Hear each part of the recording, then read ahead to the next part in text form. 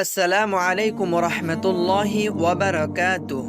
প্রিয় ভাই ও বোনেরা, আমাদের এই ভিডিওতে থাকছে একজন দর্শকের পাঠানো হৃদয় ছোঁয়া দোয়া কবুলের গল্প। এটি কেবল একটি গল্প নয়, এটি এক অনুপ্রেরণার বার্তা যা আমাদের জীবনে বড় শিক্ষা দিয়ে যায়। আপনি যদি চান আপনার বাস্তব জীবনের দোয়া কবুলের গল্প আমাদের সাথে শেয়ার করতে পারেন। আমাদের ইমেল ঠিকানা ডেসক্রিপশন বক্সে দেওয়া আছে। তো চলুন আজকে দোয়া গল্পটি শুরু করা যাক। একজন বোন আমাদের তার জীবনের গল্প শেয়ার করেছেন। তিনি হারাম সম্পর্কে জড়িয়েছিলেন, কিন্তু আল্লাহর পথে ফিরে আসতে পেরেছেন।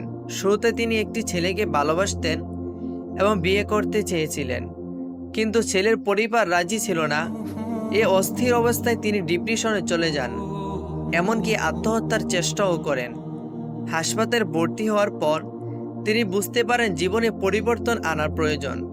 এই সময় তিনি আমাদের চ্যানেলের একটি ভিডিও দেখেন তাহাজ্জুদ নামাজ ও দোয়া কবুলের বিষয়ে। এরপর তিনি তাহাজ্জুদ নামাজ পড়া শুরু করেন, ইস্তেগফার ও দুরূদ পড়েন, সকাল সন্ধ্যার জিকির করেন। তিনি আল্লাহর কাছে বারবার সেই ছেলেটির জন্য দোয়া করতে থাকেন, কিন্তু সময়ের সঙ্গে বুঝতে পারেন সেই ছেলেটি তার জন্য উপযুক্ত নয়।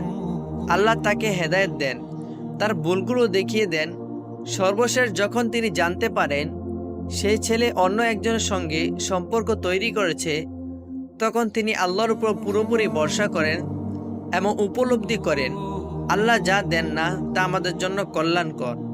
তিনি বলেন, আমি আল্লাহকে পেয়েছি, আল্লাহর ভালোবাসা পেয়েছি, হারাম সম্পর্ক থেকে মুক্ত হয়ে দিনের পথে চলতে শিখেছি, এখন আমি শান্তি অনুভব করছি। এই গল্প আমাদের শেখায় আল্লাহর উপর ভরসা রাখতে হবে এবং দোয়ার মাধ্যমে সবকিছু তার হাতে সঁপে দিতে হবে। আমরা যা চাই তা যদি আমাদের জন্য কল্যাণকর না হয়, তাহলে আল্লাহ আমাদের তার থেকে দূরে রাখেন। প্রিয় ভাই ও বোনেরা, হারাম সম্পর্ক থেকে দূরে থাকুন। বিনা প্রয়োজনে গায়রে মাহরামের সঙ্গে কথা বলবেন না। আপনার চাওয়া যদি আল্লাহর বিধানের বাইরে হয়, তাহলে তার পরিণতি দুনিয়া ও আখিরাতের কষ্টদায়ক হবে। আল্লাহ তাআলা আমাদের সকলকে হেদায়েত দিন এবং দোয়া কবুলের সঠিক পদ্ধতি শেখার তৌফিক দান করুন। আমিন। আপনারাও যদি এমন দোয়া কবুলের গল্প শেয়ার করতে চান, আমাদের ইমেইলে পাঠান, আমরা তা সবার সঙ্গে শেয়ার করব ইনশাআল্লাহ।